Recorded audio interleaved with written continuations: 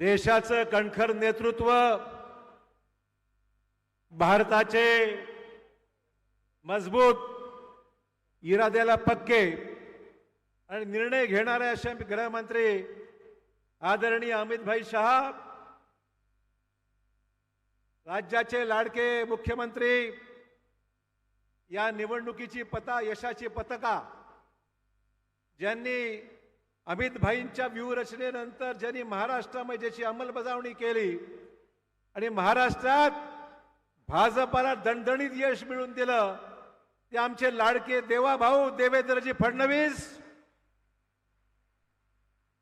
आमचे प्रदेशचे कणखर अध्यक्ष, निर्णयक्षम अध्यक्ष चंद्रशेखर बावनकुळेजी आणि आमचे कार्याध्यक्ष रविभाऊ चव्हाण, पालकमंत्री सावेजी, मंचावर असले तमाम आमचे सर्व महाराष्ट्रातील नेते, पंकजाताई आहेत, दानवे आहेत, सन्मान्य बाकी आमदार आहेत, जिल्ह्याचे 5ही आमदार आहेत, पदाधिकारी आहेत, प्रदेशचे भाजपाचे पदाधिकारी आहेत, या सर्वांचं जोरदार टाळ्यांनी नांदेड वासियांनी या ठिकाणी स्वागत करावं।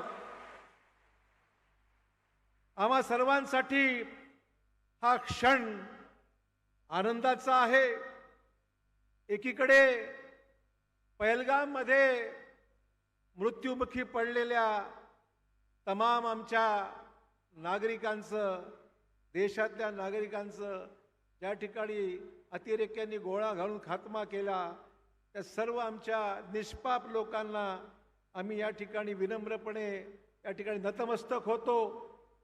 त्यांच्या बलिदानाचं या ठिकाणी निश्चितच देश कधी विसरणार नाही, अशा पद्धतीचं त्यांचं एकंदरीत कारकीर्द राहिलेली आहे। त्यांना निष्पाप बळी जावं लागलं, पण त्याचबरोबर आजचा जो शंखनाद आहे, तो शंखनाद आमच्या शूरवीर सैन्याचा शंखनाद आहे की ज्यांनी पाकिस्तानमधल्या अतिरेक्यांचा खात्मा केला, त्या आमच्या शूरवीर जवानांचा या ठिकाणी आम्ही जोरदार टाळ्यांनी त्यांचा गौरव करतो, त्यांच्यासमोर नतमस्तक होतो, त्यांचं अभिनंदन करतो। आणि त्याचबरोबर आम्ही मोदी साहेबांच्या आज कारकिर्दीला 11 वर्ष होत आहेत। मोदी साहेब सातत्याने देशाचे तिसऱ्यांदा आपले केंद्रातले पंतप्रधान झाले, पण आज 11 वर्ष पूर्ण होत असताना जोरदार टाळ्यांनी मोदी साहेबांचं अभिनंदन आपल्याला या ठिकाणी करायचं आहे। म्हणून हा शंखनाद आणि आगामी काळामध्ये देवाभाऊ आणि अमित भाईंना आम्हाला शाश्वत करायचं आहे की हा नांदेड, जे मराठवाड्यात आम्ही महाराष्ट्रात पाहूच, पण नांदेड म्हणजे 100% भाजप आणि भाजप ही आमची भूमिका घेऊन आम्ही नांदेड जिल्ह्यामध्ये एक परिवर्तन, जे आपण विधानसभेला सुरुवात केली, ती आगामी काळात आम्ही निश्चित करणार आहोत। मित्रहो, ऑपरेशन सिंदूर एक फार मोठं धाडसाचं कृत्य होतं। पंतप्रधान मोदींनीच ऑपरेशन सिंदूरला नामकरण दिलं आणि निश्चय केला की दहशतवादाचा बेमोड आम्ही करणार म्हणजे करणार। अमित भाईंचं अभिनंदन करतो की त्यांनी नक्षलवादांचं उच्चाटन करण्याचा निर्णय घेतला आणि धाडसी पाऊल टाकून महाराष्ट्राच्या सीमेलगत महाराष्ट्र आहे, छत्तीसगड आहे, मध्य प्रदेश आहे, ज्या ठिकाणी नक्षलवाद त्या ठिकाणी फोपावला, महाराष्ट्राच्या सीमेवरही फोपावला, त्या ठिकाणी त्याचं बिमोड केला आणि दाखवून दिलं की गांभीर्याने गृहमंत्री कशा पद्धतीने काम करू शकतो हे त्यांनी दाखवून दिलेलं आहे। आणि मित्रहो, अतिशय महत्वाची बाब, पुण्यश्लोक अहिल्याबाई होळकर, पुण्यश्लोक अहिल्यादेवी होळकर यांची 300वी जयंती संपूर्ण देशामध्ये भाजपाच्या वतीने, तमाम नागरिकांच्या वतीने जोरदारपणे या ठिकाणी आम्ही त्यांचं सेलिब्रेशन करणार आहोत। त्या ठिकाणी आम्ही अहिल्याबाई देवी होळकरांनी, पुण्यश्लोक अहिल्यादेवी होळकरांनी ज्या पद्धतीने प्रशासन चालवलं, ज्या पद्धतीने त्या काळातही देशाला दिशा दिली, गरिबीला त्या ठिकाणी न्याय द्यायचं, गरिबाला काम त्यांनी केलं आणि प्रशासनाच्या माध्यमातून अतिशय उत्तम निर्णय घेतले, त्याच पद्धतीने देवाभाऊ सुद्धा महाराष्ट्रामध्ये जोरदारपणे त्यांनी कामाला लागलेले आहेत. परवाच त्या ठिकाणी जाऊन अहिल्यादेवी होळकरांच्या समोर नतमस्तक होऊन राज्याच्या कार्यक्रमाची सुरुवात त्यांनी त्या ठिकाणी केलेली आहे. आणि आज एक महत्वाचा क्षण आहे. आज आमचे आदरणीय पोहरादेवीचे महाराज या ठिकाणी आलेले आहेत. मला अभिनंदन करायचंय आमच्या देवाभाऊंचं, अमित भाईंचं, मोदी साहेबांचं, की आज महाराज फक्त दैविक शक्ती आमची आहेच, पण सेवालाल महाराजांचं काम जे आगामी काळामध्ये पूर्ण करत आहेत. आणि पहिले मुख्यमंत्री, राज्याचे दुसरे मुख्यमंत्री आमचे वसंतराव नाईक साहेब सुद्धा जे ज्या ठिकाणी पूर्णातिकृत पुतळा जो झालेला आहे तो नांदेड महानगरपालिकेने आम्ही सुरुवात केली आणि त्याचंही उद्घाटन आज आम्ही अमित भाईंच्या हस्ते या ठिकाणी केलेलं आहे. त्यामुळे या सगळ्या विविध कामासाठी आज आपण जोरदारपणे काम करत आहोत. मराठवाड्याच्या गरजा फार मर्यादित आहेत.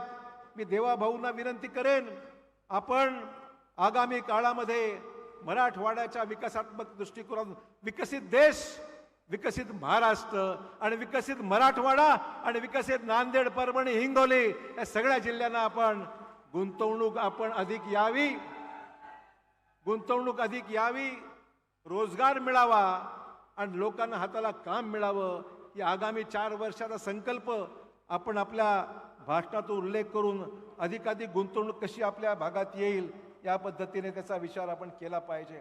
अधिक वेळ मी घेणार नाही. भरपूर बोलण्यासारखं आहे. सिंचन आहे, शेती आहे, आरोग्य आहे, रेल्वेचा मोठा प्रश्न आहे. नांदेड, आम्ही फार काही जास्त मागत नाही.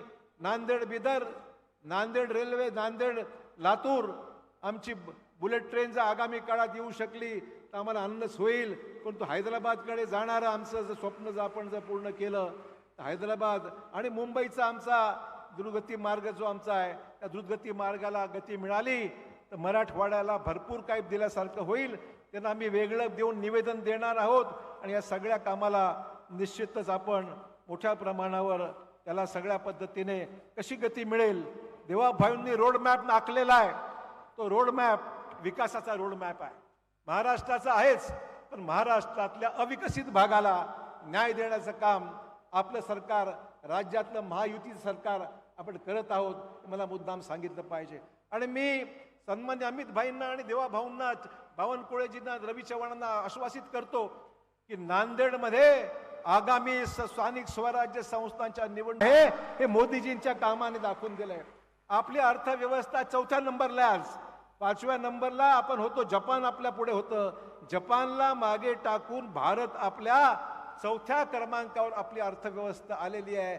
थोडक्यात त्याचा विषय यासाठी सांगतोय की मोदीजींचा जो आहे सबका साथ, सबका विकास, सबका विश्वास ही भूमिका आदरणीय मोदी साहेबांनी प्रत्यक्षात अंमलात आणली आणि देशाची अर्थव्यवस्था आज 5व्याहून 4 नंबरला आलेली आहे. पण अधिक वेळ मी घेत नाही.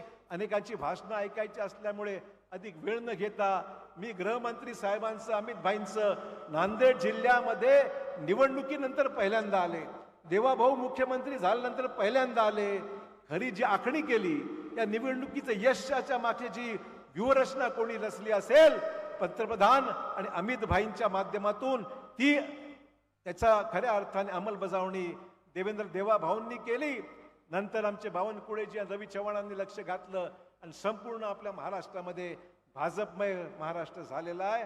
तसंच आगामी काळात आम्ही सुद्धा ही जबाबदारी उचलू आणि यशस्वीरित्या आम्ही भाजपाला आगामी काळात 100% भाजप आणण्याचा प्रयत्न करू एवढी ग्वाही देतो.